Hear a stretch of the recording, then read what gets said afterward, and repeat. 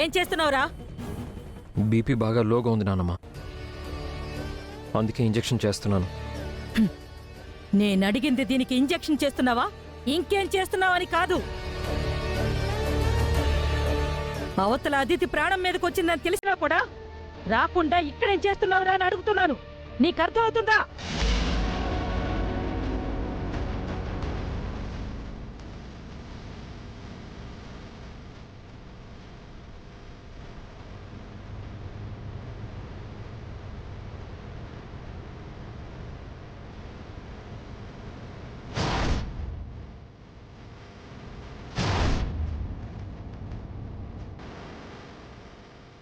Sir sir ఇదిగోండి sir.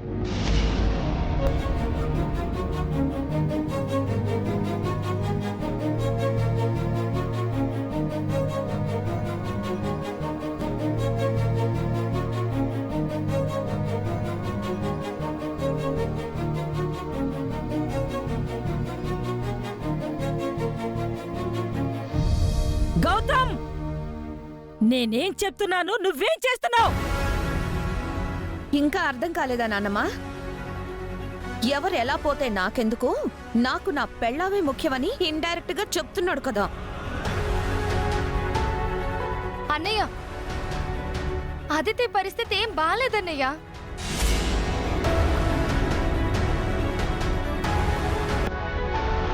చేతుల నుంచి రక్తం కారుతున్నా పిచ్చిదల్లా నీకోసమే ఎదురు చూస్తుంది. ఒక్కసారి దాన్ని వచ్చి చూడరా. అవును బామర్ది, ఇదిగో నువ్వు వస్తే తను బతుకుతుంది. ఇప్పటికే తను చాలా నీరసించిపోయింది.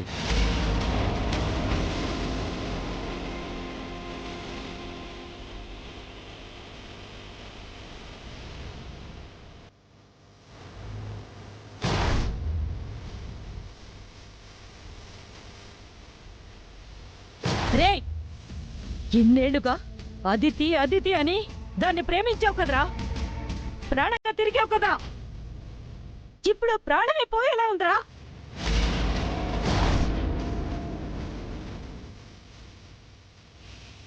రే, ఇక్కడ మనుషులు మేం మాట్లాడుతూ ఉంటే ఏమీ పట్టునట్టు దీనికి సేవలు చేస్తున్నావంటే నేనింక ఏమనాలరా? డాక్టర్ అంటే శత్రువుకైనా సరే వైద్యం చేసి ప్రాణాలు కాపాడాలి అని అంటారు. కానీ నువ్వు డాక్టర్ కాదు, అది చస్తే నిన్ను హంతకుడు అని అంటారా? అక్క, పేషెంట్ దగ్గర అలా గట్టిగా మాట్లాడకూడదు. ప్లీజ్ మీరు బయటికి వెళ్ళండి.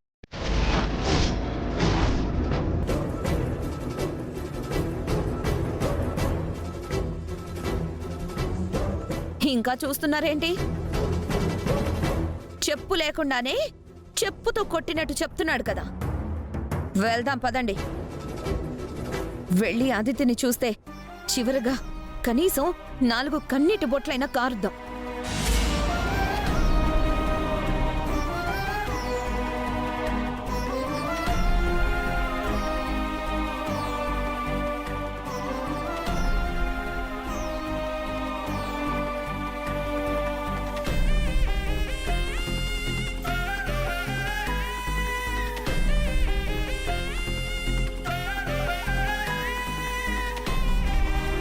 సార్ సార్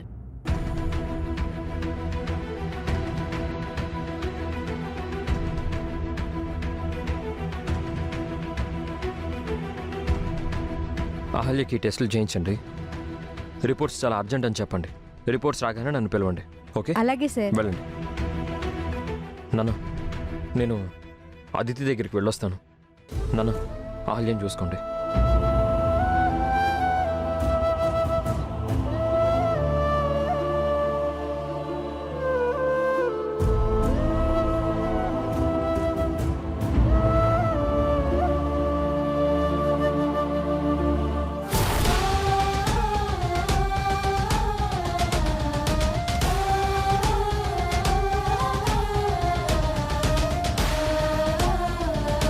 వాడు రాలేదు కదా.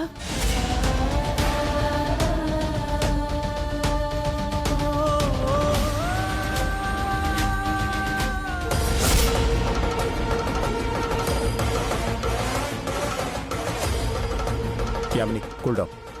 Yamini cool down. యామిని యమని యామిని యమని యామిని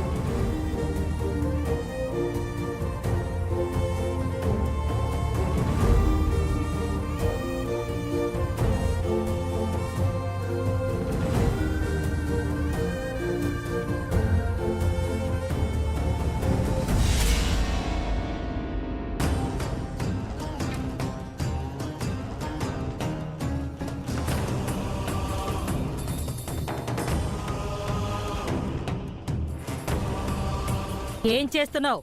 ట్రీట్మెంట్. ఎందుకు? అదేంటి నాన్నమ్మ, మీరే కదా నేను రాకపోతే తను ట్రీట్మెంట్ చేయించుకోదు అన్నారు. అంటే మేం చెప్తే వచ్చావు, కానీ అది చచ్చిపోతుందని తెలిసి కూడా నువ్వు రాలేదన్నమాట. అది కాదు నాన్నమ్మ. ఏది కాదురా? ఆ? నీ పాటికి నువ్వు వచ్చి దాని చేతికి కట్టు కట్టి వెళ్ళిపోతావు. ఈ రోజు బతుకుతుంది, రేపు ఎల్లుండి ఇంకో రోజు అది ఇలా చేయదని గ్యారెంటీ ఏంటి?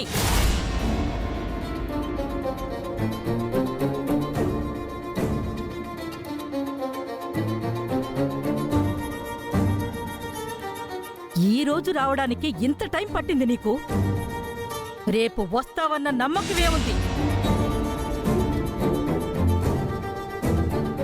ఇది చావదు అన్న గ్యారెంటీ ఏంటి? నాన్నమ్మ, ముందు నన్ను ట్రీట్మెంట్ చేయని. ముందు నేను అడిగిన దానికి సమాధానం చెప్పు. చూడు నాన్నమ్మ, ఎవరి దగ్గర అన్ని ప్రశ్నలకి సమాధానం ఉండదు, అలాగే నా దగ్గర కూడా. కానీ ఇప్పుడు నన్ను ఏం చేయమంటారో చెప్పండి, అది చేస్తాను.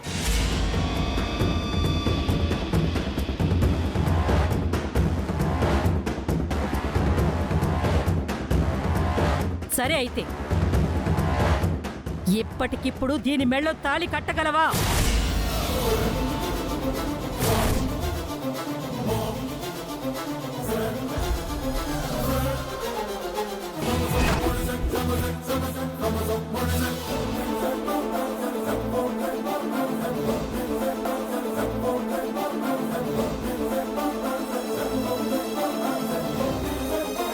కట్టలేవు కదా?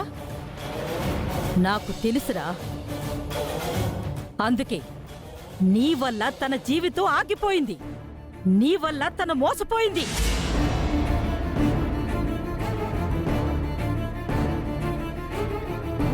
నీ ప్రేమకు తను బలైపోయింది కాబట్టి నువ్వు తనని పెళ్లి చేసుకుంటావో లేక తనని ఒప్పించి ఇంకొకరితో పెళ్లి చేస్తావో ఏం చేస్తావో నాకు తెలీదు.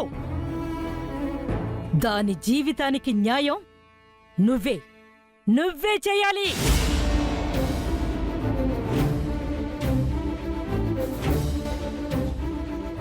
చూడు గౌతమ్, అప్పటి వరకు మీ భార్యాభర్తల మధ్య ఎలాంటి శారీరక సంబంధం ఉండకూడదు.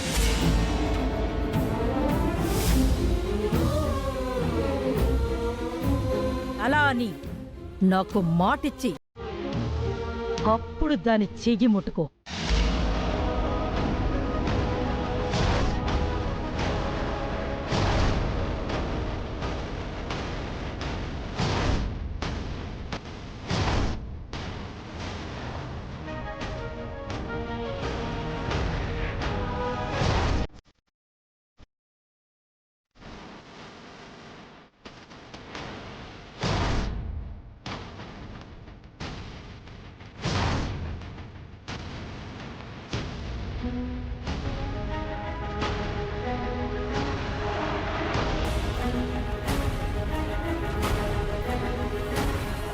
అలాగే నాన్నమ్మ.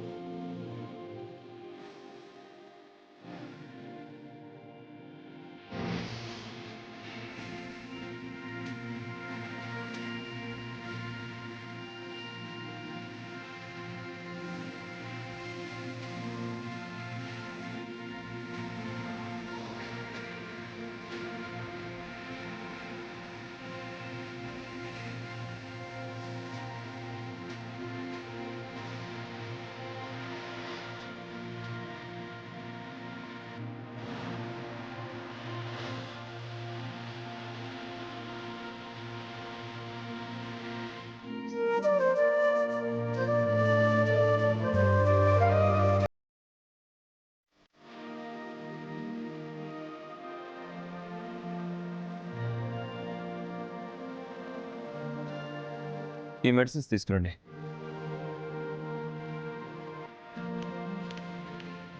ఇక ప్రమాదం ఏం లేదు. తను కొంచెం జాగ్రత్తగా చూసుకోండి.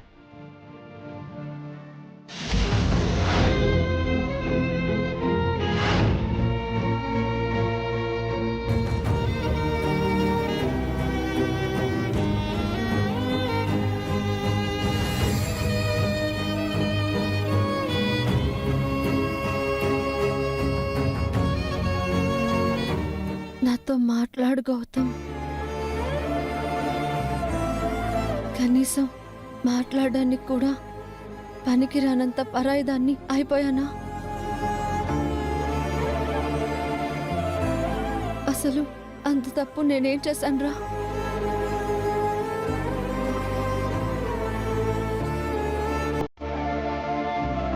నువ్వేం తప్పు చేయలేదు అదితి. మరి నాకెందుకు ఇంత బాధ?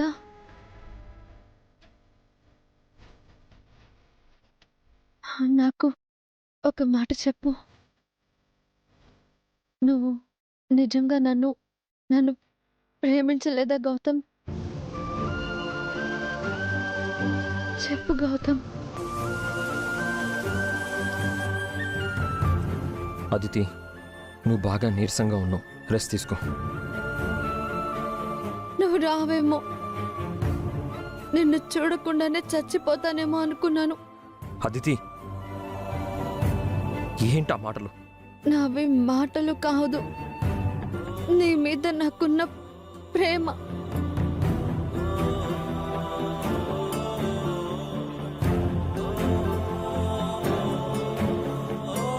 నేను నిన్ను ఎంత ప్రేమిస్తున్నానో తెలుసుగా నీకు. అలాంటప్పుడు తన మెడలో తాళి కట్టేటప్పుడైనా నేను నీకు గుర్తుకు రాలేదా?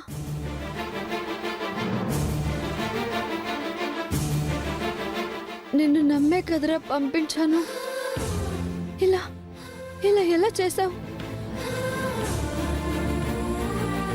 నువ్విలా ఇలా చేశావని తలుచుకుంటేనే బతుకు మీద ఆశ చచ్చిపోతుందిరా.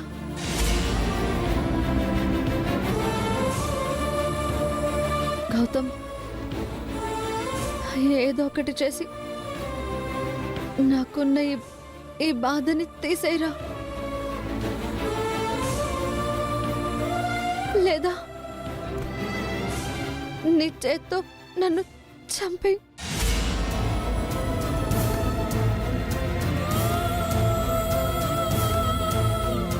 సంతోషంగా నేను కళ్ళు మూస్తాను.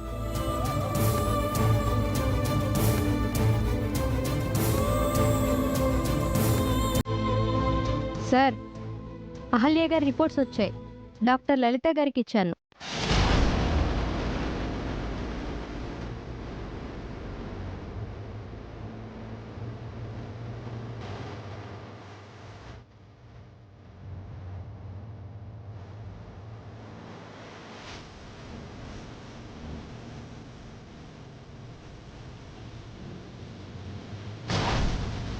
డాక్టర్ ఇప్పుడు ఆ రిపోర్ట్స్ చూసిందంటే అహల్య ప్రెగ్నెంట్ అన్న విషయం బయటపడుతుంది.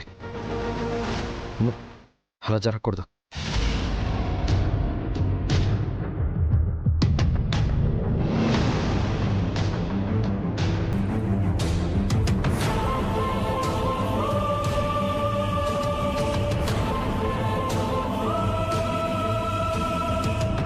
గౌతమ్,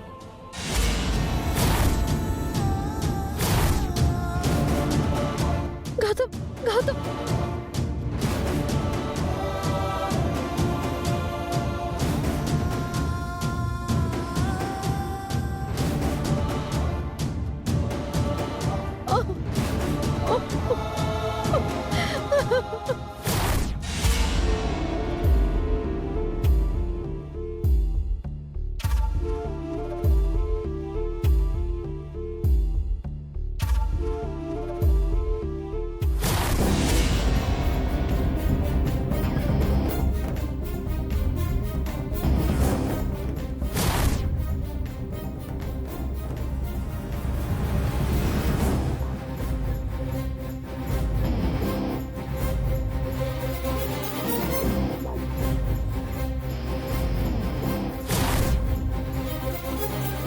సార్, ఫుడ్ సరిగ్గా తీసుకోకపోవడం లేదా ప్రెగ్నెన్సీ వాళ్ళకి ఇలా జరుగుతుంది.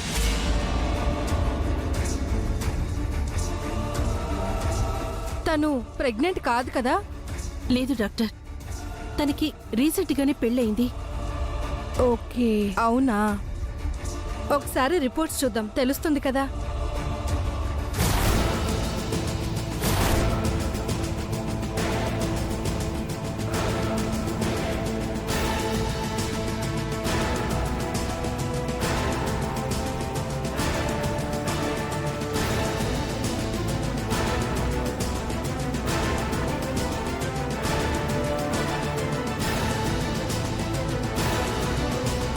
డాక్టర్,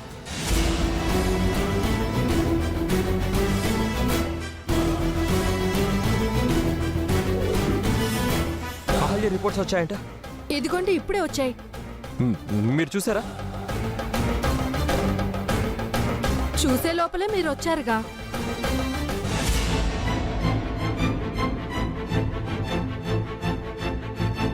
మీరు వెళ్ళండి, నేను చూస్తానండి.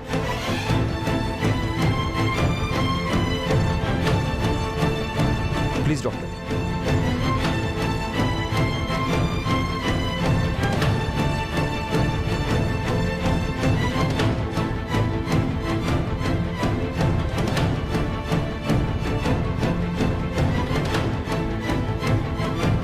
ఏమైందిరా?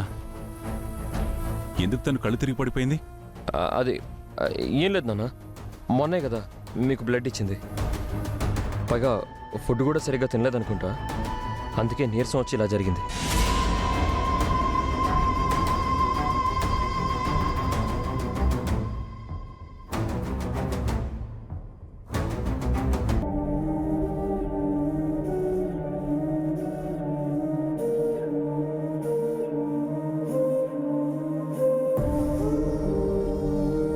అహల్య,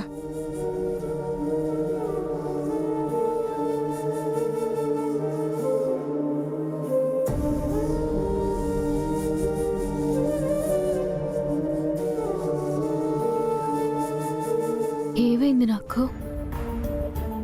ఏం లేదు, నీరసం వల్ల కొంచెం కళ్ళు తిరిగాయి అంతే. కళ్ళు తిరిగి పడిపోయేంత నీరసంగా ఉన్నావంటే టైంకి తినడం లేదా? శ్రావ్య నందుల పెళ్లి జరిగి ఇల్లు మళ్ళీ సంతోషంగా ఉండాలని ఒంటిపూట భోజనం చేస్తున్నానండి.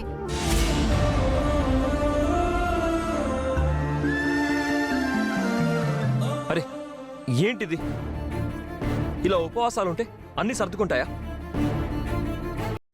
ఇంకోసారి ఇలాంటి పిచ్చి పనులు చేయకు. అసలే నువ్వు మామూలు మనిషివి కూడా కాదు కదా.